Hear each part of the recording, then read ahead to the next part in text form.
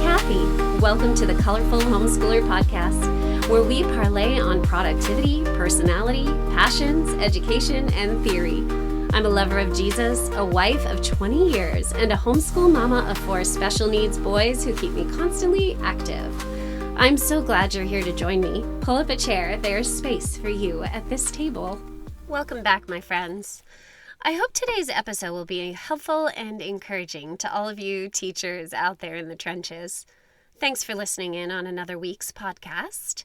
Today, I want to hone in on some how-to, some educational theory, but let's open the episode with a philosophical question. What is education? So we probably won't adequately answer this in any episode, but I'd like to give you a simplistic approach. The approach that we will use today is based on Bloom's taxonomy, created in 1956 by a Benjamin Bloom. You know the word taxonomy. It's from scientific classification. We classify our organisms using Carl Linnaeus's hierarchy of living creatures. It's called a taxonomy or taxonomical classification. Bloom's taxonomy is a framework of categorizing and classifying educational goals. So just like Linnaeus's taxonomy for organisms, Bloom's taxonomy is also a hierarchical structure.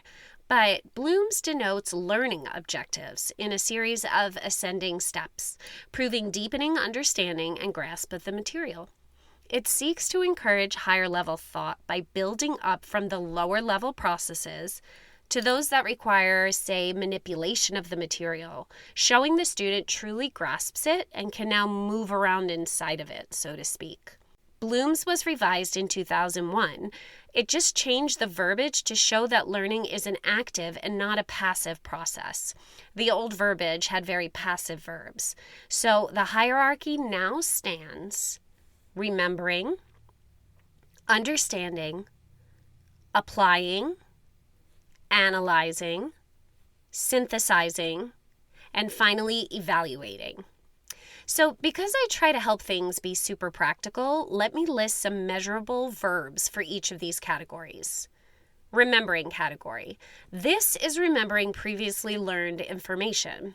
So some verbs that apply to this would be, say, list, name, recall, repeat, or tell. And there are others, but I'm giving you just a basic knowledge of this, and then you can run with it yourself. Second category, understanding, which is demonstrating an understanding of the facts. Compare, describe, discuss, explain, express, restate. Okay, third category, applying. Applying the knowledge to actual situations. So taking it out of just the learning context and now applying it to real life.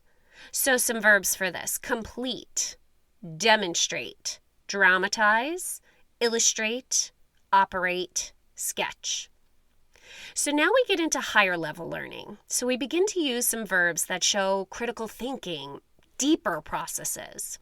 So this fourth category is analyzing.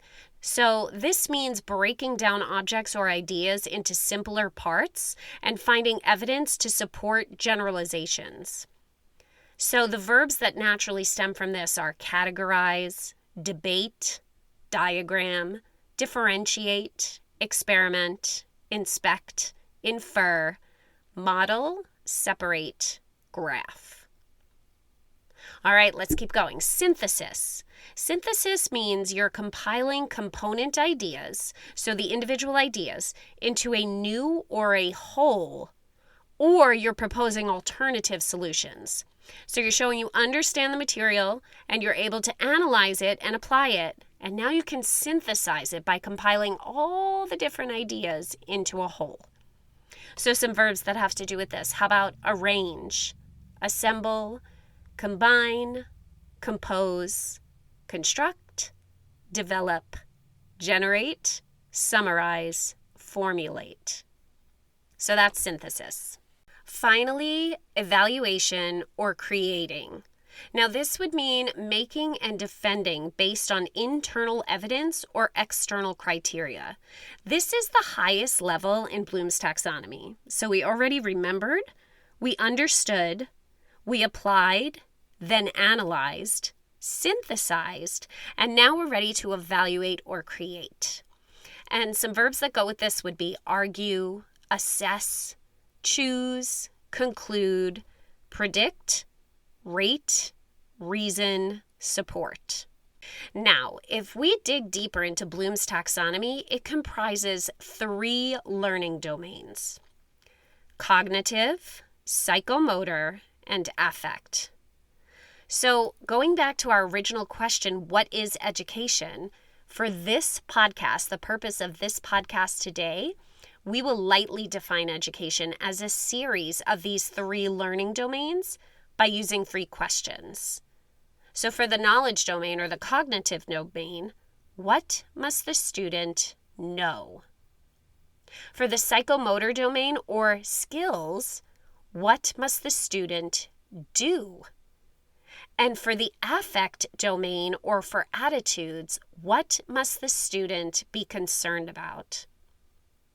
So again, that's what must the student know, what must the student do, and what must the student be concerned about? We'll return to all this later in the podcast, but I'd like to discuss some verbs, again, practical, that will help you to think about these levels of taxonomical classification. In Bloom's day, the defining psychological concept was that each person possessed a single intelligence. This was easily measured by an IQ test or a short answer test, and it was defined as a general ability that applies to all tasks and is had in some level by all humans. So again, listen to this now. A general ability that applies to all tasks and is had in some level by all humans. This factor can then be used to predict how successful a person will be. And we've all heard tying of IQ scores to success later in life, but we've heard the other stories too where it really had nothing to do with it. This was popularized by Charles Spearman, a British psychologist, in 1904. He used factor analysis on the IQ scores of children. Factor analysis is a statistical technique that measures the level of fluctuation in whatever the many variables are, but fluctuation in how they relate to one another.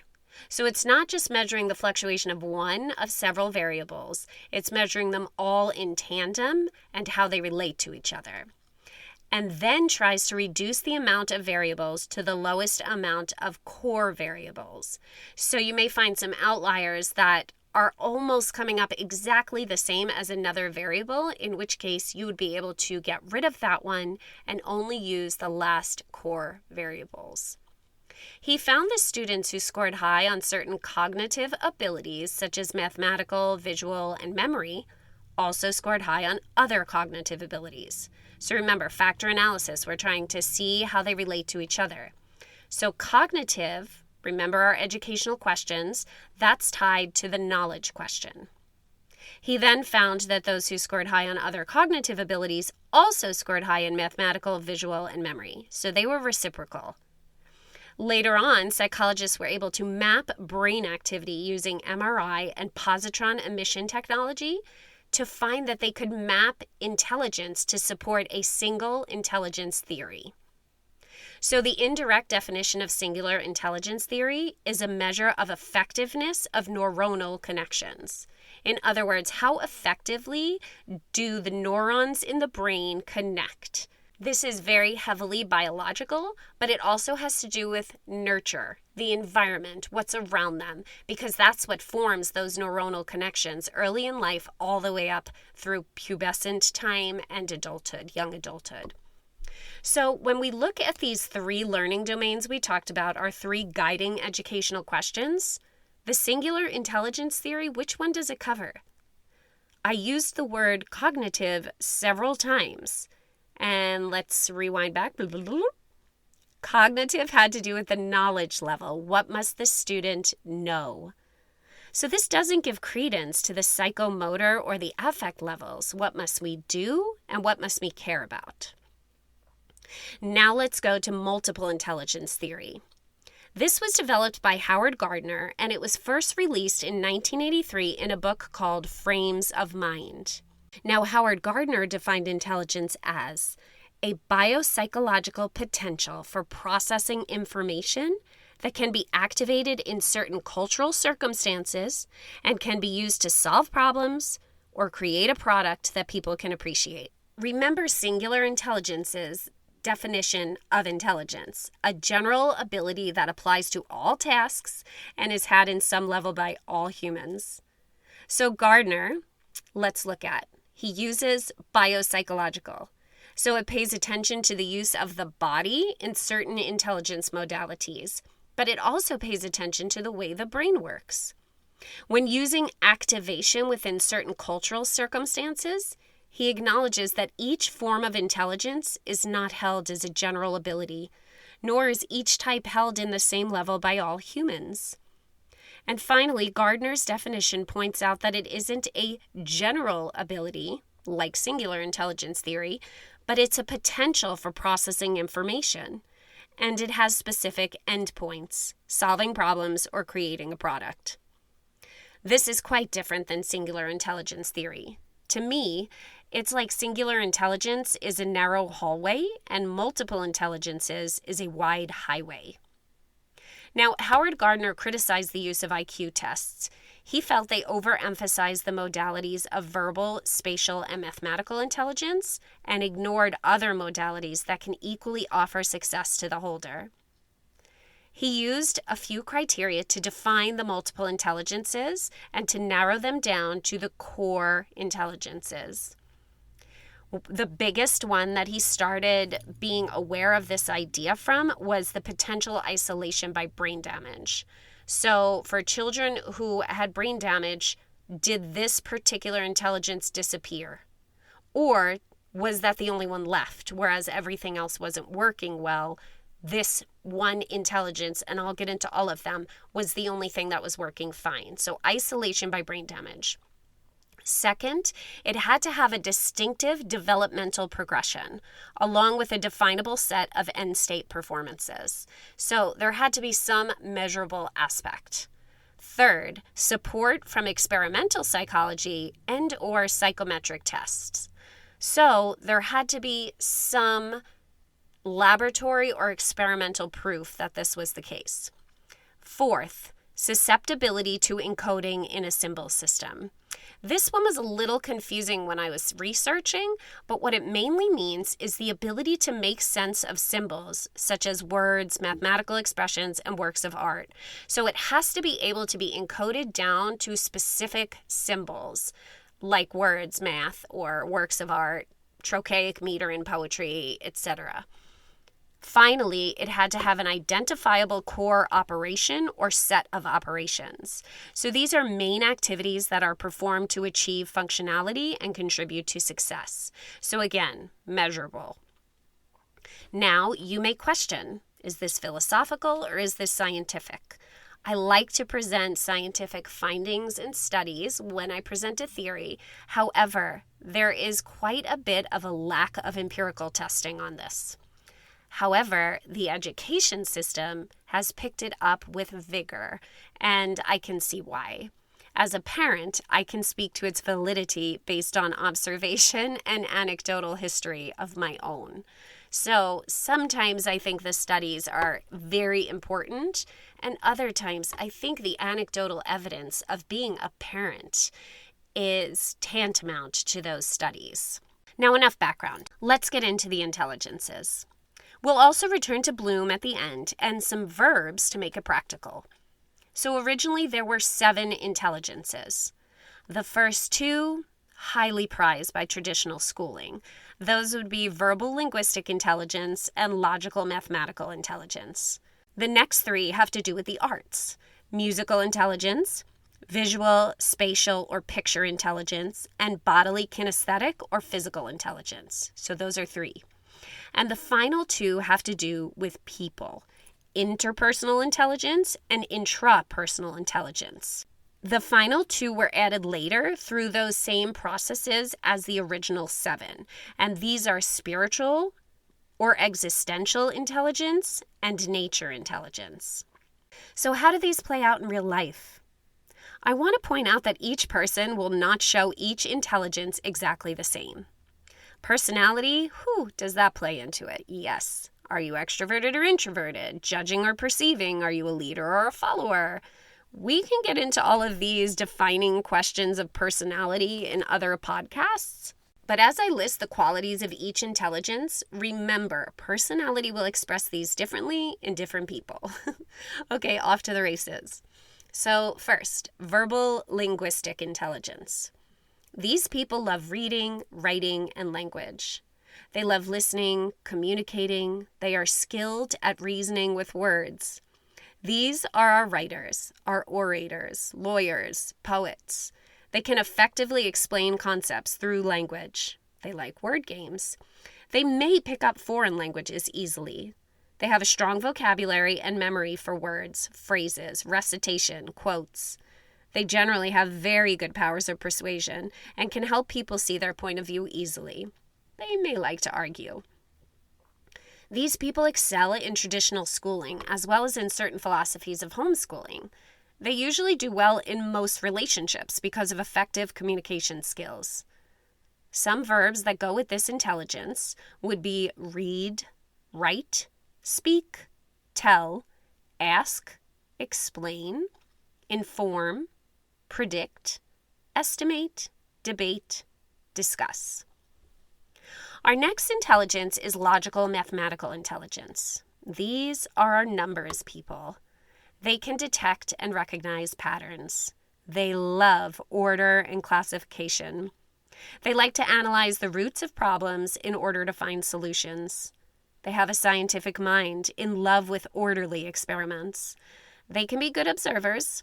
They use critical thinking and they enjoy programming, analytical thinking, and they have the ability to break down complex problems into simpler components and systematically evaluate their relationships and implications. How about some verbs? Solve, resolve, question, hypothesize, prove, deduce, decipher, calculate, rearrange, simplify. Okay, next, our visual spatial intelligent people, or our picture smart people. These people can perceive, manipulate, and problem solve from visual information. They can walk into a house and imagine exactly what it would look like with the wall knocked out. They can pick up a chair in their mind and turn it around without ever touching it physically. These are our puzzle lovers, our artists. They love mazes and imagining. They have a good sense of direction. They enjoy painting, drawing, sculpture, architecture, building, color, line, and symmetry. They have excellent mental mapping systems. They love to look at pictures. I want to note that some dyslexic children will have extremely high visual spatial intelligence. Some verbs that go with this are observe, symbolize, draw, sketch, invent, conceive, innovate, originate, pretend. Next, musical intelligence. These are our students or friends who can discern pitch, rhythm, timbre, and tone. They have sensitivity to sounds and vibrations. People with high musical intelligence understand and express themselves through music. They can produce, they can appreciate music, they can identify distinct musical notes, and they may think in rhythms or melodies. They recall things by turning them into songs. They are susceptible to beat and sound, and they seek patterns in their environment. They have a skill in performance, composition, and appreciation of musical patterns. The action words associated with this intelligence are listen, hear, infer, pattern, sing, clap, chant, compose, mimic, orchestrate, resonate, rap, harmonize, dub. Okay, next, our bodily kinesthetic intelligence, or our physical intelligence. These people are our excellent athletes, dancers, actors. They are great at using tools. They have to move around constantly. They use their body to solve problems or remember things. They use their mental abilities to coordinate movements. They talk a lot, usually with their hands. They communicate best when they can use their bodies as part of the communication. So some verbs: build, construct, erect, walk, run, jump, exercise, move, transport, perform, collect, gather, compile, dissect, duplicate. Next is our interpersonally intelligent people. These are others smart. There are educators, salespeople, political and religious leaders, our therapists. They love to talk to others. They love to listen. They have lots of friends. The Hufflepuffs in Harry Potter. They love to join groups or lead them. They are excellent at organizing people. They understand others and they communicate well. They are good peacemakers and they excel at seeing things from different perspectives. They are your questioners. They want to know how something compares to something else. They want to talk out the deeper questions until late at night. They want to interview people and are inspired by others' stories of success. They are great at cooperating. Action words to associate are share, lead, guide, role play, collaborate, cooperate, persuade, mediate, help, interview, campaign. Intrapersonal intelligence are the myself smart people. So interpersonal, those are other smart. Intrapersonal are myself smart. They appreciate their own feelings, fears, and motivations. They have an effective working model of themselves. They like to work alone. They recognize their own strengths and weaknesses. They are good at setting goals and working towards them. They need to be alone to recharge and go over an outing, parsing out what knowledge of themselves they can add to their arsenal. What did they do right? What did they do wrong? They may like to dissect deeper issues alone and then tell you what they came to. They are our reflectors, our deep thinkers. They like to pursue high standards. Some verbs towards this intelligence would be express, support, promote, advocate, encourage, champion, justify, defend, validate, judge, survey. Spiritual or existentially intelligent people. This has been debated by Gardner, but I included it here because it is relevant and it does have many supporters. Spiritually intelligent people seek meaning in everything. They love to synthesize ideas, and they look for connections and parallels across wide berths of learning. They like to be involved in causes that are important to them. They are widely committed to a common good and identify strongly with a community. Our action words to build lessons around are reflect, contemplate, deliberate, ponder, summarize, elaborate, appreciate, critique, explore, and wonder. And finally, nature intelligence. These people recognize, draw upon, and categorize features of the environment. They have a deep understanding of nature. They can easily learn and make distinctions amongst several flora and fauna. They probably can identify several types. They want to be outside constantly. They enjoy making distinctions between different, seemingly alike things. They hone in well on the minute details. Our action words for lesson building for our nature smarts would be sort, organize, categorize, contrast, map, chart, graph, align, order, separate, arrange. So that covers the 9. Hopefully just hearing the characteristics of each one will help you narrow down yourself, your children, and many of those around you. Become a detective of your children. Compare a week's worth of your experience with them to the intelligences. So today, you've become aware of these if you weren't already. Now, take a small notebook or open up the note-taking app on your phone. And for 1 week, I want you to write down all of the things that go with a certain intelligence that you recognize as the detective of your children.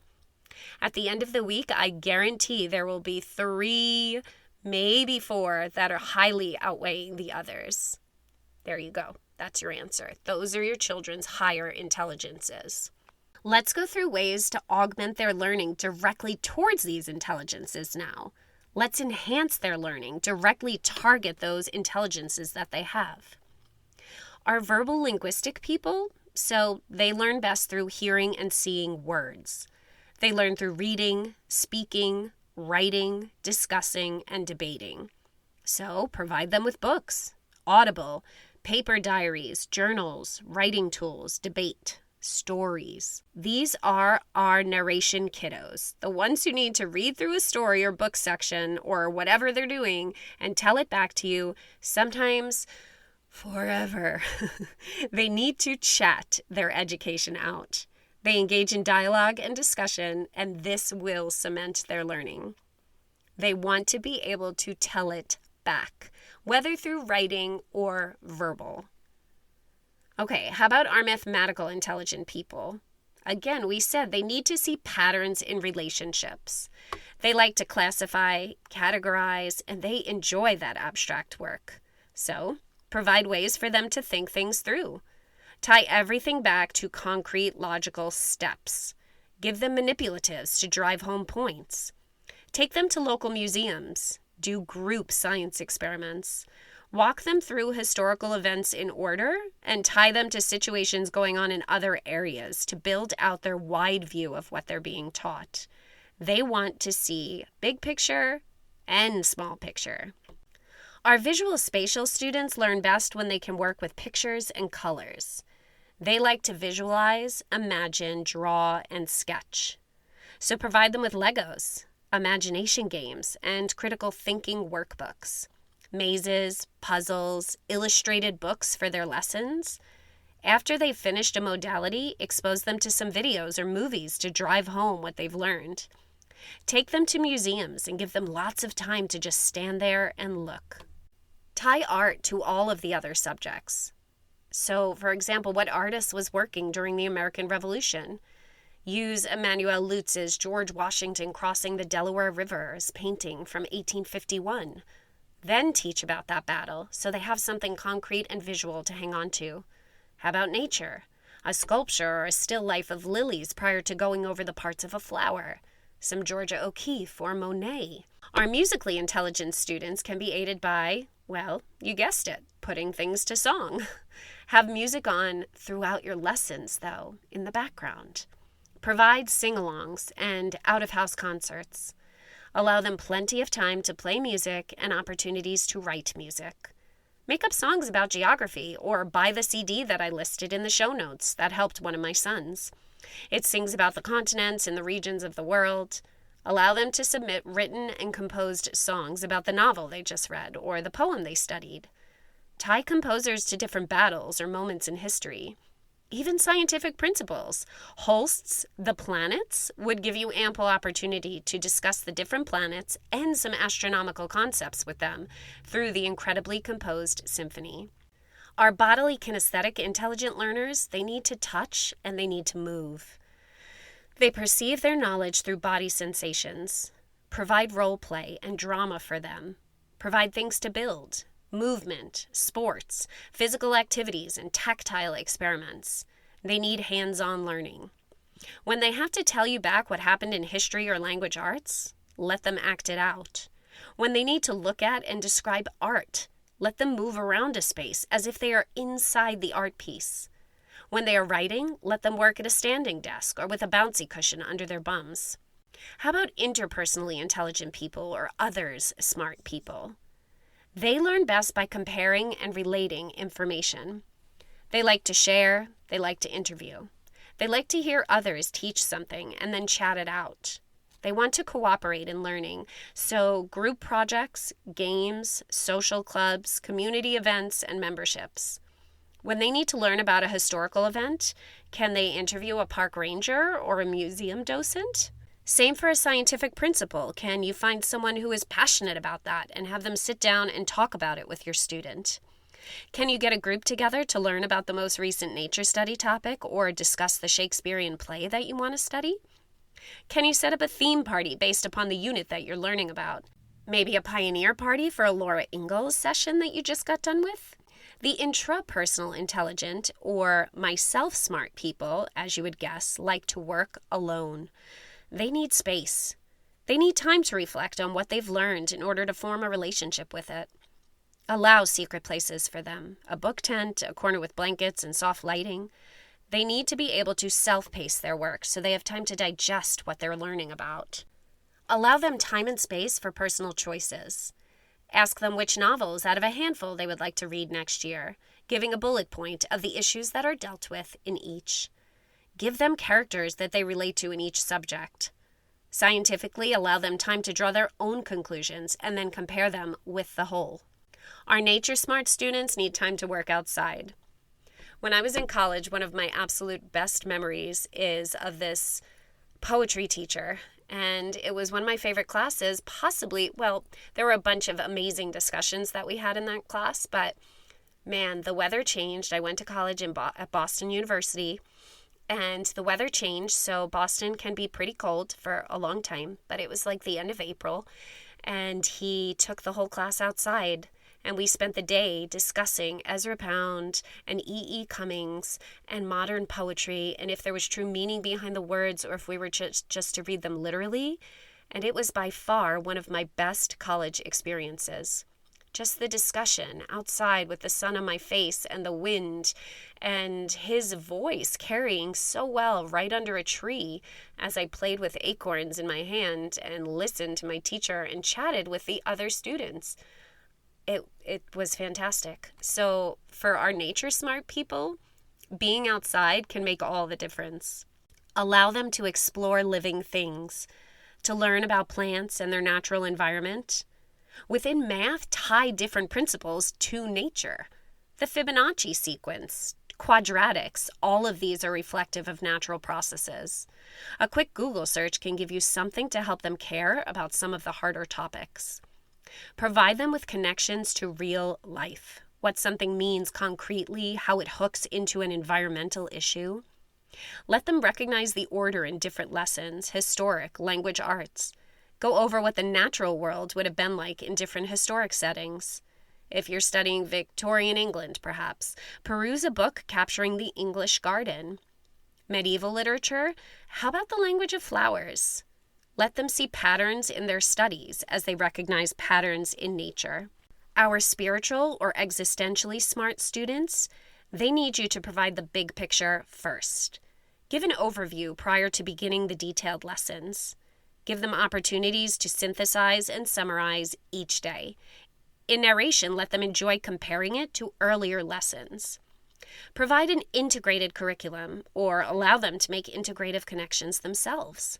Study the same time period across all of your subjects: art, language arts, music, literature, science, architecture, nature, all from one time period.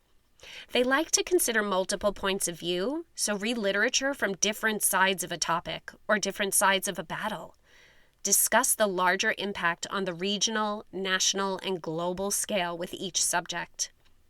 They also like to hear from experts, so provide them time for TED Talks and meetings, online classes, or attending conferences. They like to be involved in issues that they feel will make a difference. Hopefully that answers some questions for you. Now, let's swing back around to Bloom's taxonomy. Again, how can we use that framework of lesson and educational goals with multiple intelligences in mind? So remember the hierarchy: remembering, understanding, applying, analyzing, synthesizing, evaluating. So the basic understanding is that a child who is high in one type of intelligence may not even need to go through the lower orders of lesson goals or analysis. Someone gifted in linguistic intelligence may immediately be able to model poetry in trochaic meter or iambic pentameter, but they may struggle with even telling back or narrating a visual spatial lesson. So the elevated education would allow the student to showcase the higher level thinking in the hierarchy through a project or final discussion that best showcases their particular intelligence. So the curriculum say it calls for an understanding of the scientific processes of the formation and eruption of volcanoes. So in order to hit the apply level, under all the intelligences, offer options for this midpoint project. For example, linguistically intelligent students can write a report. Mathematically intelligent people can follow steps to conduct an experiment. Spatially intelligent can draw and label a flowchart or a diagram. Bodily kinesthetic may act out the processes or build a diorama in a shoebox. Interpersonally intelligent people can explain the process, maybe narrating it to a younger student. Musically intelligent can borrow the tune of a well-known song and explain the process by writing lyrics to it. Do you see? Return to the verbs that I provided and flexibly apply those to your child's intelligence to show higher levels of understanding. So we'll go over one more with a higher level goal under Bloom's taxonomy.